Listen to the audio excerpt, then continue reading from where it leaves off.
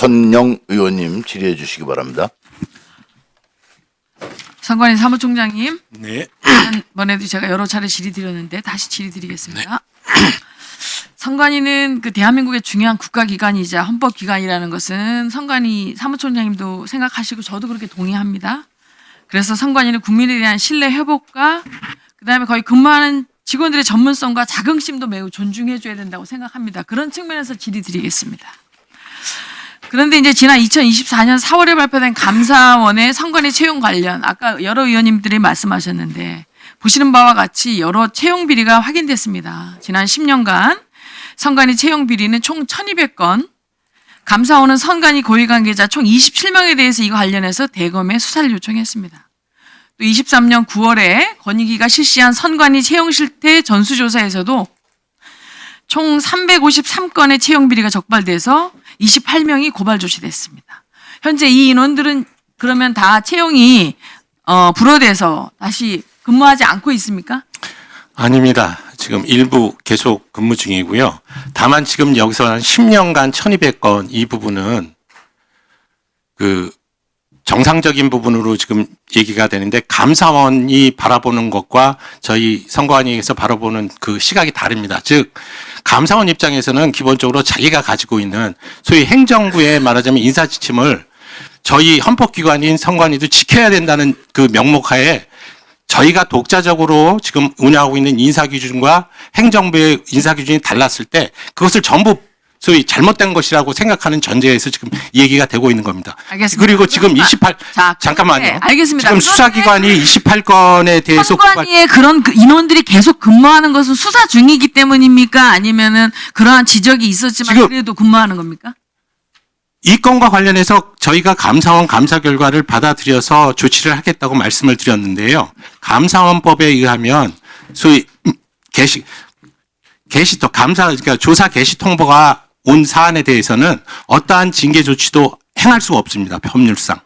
그렇기 때문에 별도의 어떤 조치를 취할 수가 있는 상황이 아닙니다. 자, 그러면 거기에는 내부의 행정적인 징계 절차를 할 수가 없기 때문에 네, 채용 지금 비리, 유보 중인 겁니다. 그럼 채용 비리가 된 사람들에 대해서는 처리하지 않고 계속 근무하고 있다는 예, 유보 중인 겁니다. 결국은. 그러면 결국은 처리를 안 할 수도 있다는 겁니다. 감사원 감사 결과가 지금 계속 지연되고 있는데 나오면 그 감사 결과에 따라서 조치를 취할 겁니다. 알겠습니다. 다음 2023년 7월부터 9월까지 실시한 선관위 시스템 일부에 대한 보안 점검 결과 지난번에 이미 말씀을 드린 겁니다. 거기에 일부 보면은 보시는 거에 보면 통합선거인 명부 시스템 그리고 개표 결과가 저장되는 개표 시스템의 핵심적인 시스템이 해킹에 매우 취약한 것으로 됐는데 또 그거에 추가해서 23년 10월 8일에는 중앙선관위 소속 직원의 업무용 PC가 악성 코드에 감염됐습니다. 그래서 업무 자료가 다크웹에 유출된 사태가 발생했는데 선관위 이 부분도 저 사실관계가 다르니까 짚고 넘어가겠습니다. 네, 그런데 업무용 PC가 아니라 네. 업무용 그 내부망의 PC와 외부 인터넷망을 사용할 수 있는 외부망 PC를 같이 직원들이 사용하고 있습니다. 근데 이 지금 해킹된 그 PC는 인터넷이 가능한 외부망 PC를 의미하는 겁니다. 자, 그런데 어쨌든 내부망, 외부망 관계없이 이러한 다크웹에 노출돼서 백신이 침투해서 이곳에 접속한 자료가, 정보가 얼마나 포함됐는지 아직 파악하고 있지 않고 그거에 대해서도 발표하지 않고 있습니다. 실질적으로 그 유출된 그 정보가 어떤 것인지와 어떤 양이 나갔다고 하는 것은 국정원에서 일부 조사는 돼 있는 것으로 돼 있습니다. 근데 정확하게 지금 말씀드린 이유가 이 부분은 국민들께서 걱정하실 필요가 없는 게 내부망 PC가 지금 해킹당해서 그 정보가 유출됐다는 것이 아니라 그 직원이 내부망에 있는 부분을 외부망의 PC에 대해서 자신들이 작업하기 위해서 일부 내용을 옮겨놓은 소위 그 인터넷이 가능한 외부망의 PC가 지금 감염돼서 거기에 있는 메일이 해킹됐다는 취지입니다. 자, 그럼 내부망에 있는 자료 일부를 업무용으로 필요해서 그렇게 옮겨놓고 하는데 그런 건 문제 없는 겁니까? 실질적으로 그 내용은 제가 확인한 바에 의하면 그 일선에서 이용하는 선거 관리에 필요한 지침이나 그 다음에 이제 그 국회의원이나 지방자치 의원들한테 안내하는 그런 통상적인 절차 내용에 대한 메일로 확인했습니다. 어쨌든지 간에 저희 군 같은 경우에는 USB로 내부망을 접속해서 옮기는 과정 중에 얼마든지 해킹될 수 있다는 거 말씀드렸고요. 다음이요.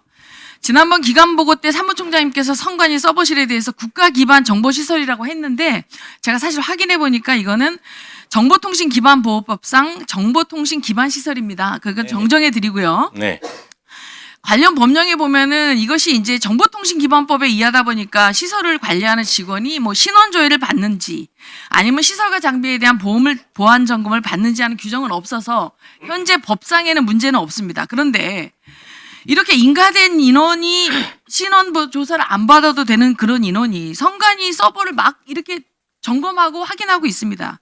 123 계엄 당시에도 선관위 서버실을 계엄군에게 안내한 인원도 누군지 아십니까? 네. 외부 용역업체 인원입니다. 자, 선관위는 지난 8월에 외부 민간업체와 33억 원의 수의계약을 체결해서 서버실 건재 업무를 맡겼습니다. 그 보시면은 선관위 서버 관리 용역 계약서 보니까 이게 보니까 수의 계약을 하셨고 33억인데 이걸 왜 수의 계약했나 확인해 보니까 일반 경쟁 입찰이 2번 유찰이 됐다는 것도 확인했습니다.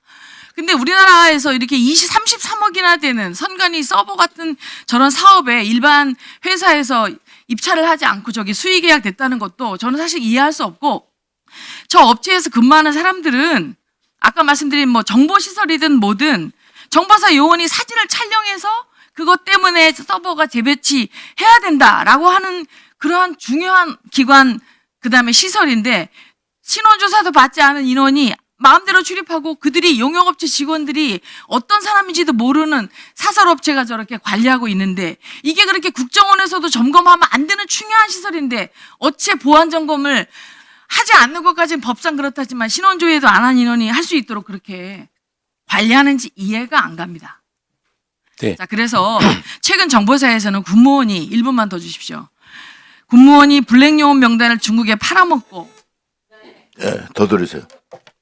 청주의 간첩단 사건, 제주의 간첩단 사건, 민주노총 간첩 사건 등이 마구 지금 국민들의 관심이 있고 북한 공작원한테 지령받은 인원들이 국내에 암약하고 있는데 이러한 시설을 그게 국가보안법의 보안시설이 아니기 때문에 정보통신법에 의해 통제받기 때문에 신원조사 받지 않은 업체 인원들이 마구 접속한다는 것은 이건 제가 볼 때 이렇게 중요한 기관에 대해서는 이것이 보안 점검을 안 받더라도 신원조사를 받고 정기적인 보안 측정을 받고 한다는 것에 대해서는 총장님께서 제가 드리는 말씀이 상식에 어긋나는지 그리고 앞으로는 이런 거에 대해서 어떻게 조치하실지 답변이 듣고 싶습니다. 네.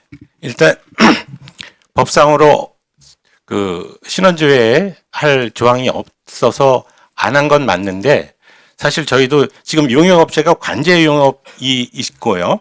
그다음에 서버 관리 그 용역이 있습니다. 근데 서버를 직접 만드는 요원에 대해서는 실제적으로 규정이 없더라도 저희가 임의적으로 그 사람들에 대해서 동의를 받아서 개인정보법 때문에 동의를 받아서 신원조회를 하고 있었고요. 다만 그 관제 용역 업체에 대한 직원에 대해서는 의원님이 말씀한 대로 신원조회를 안 한 건 맞습니다.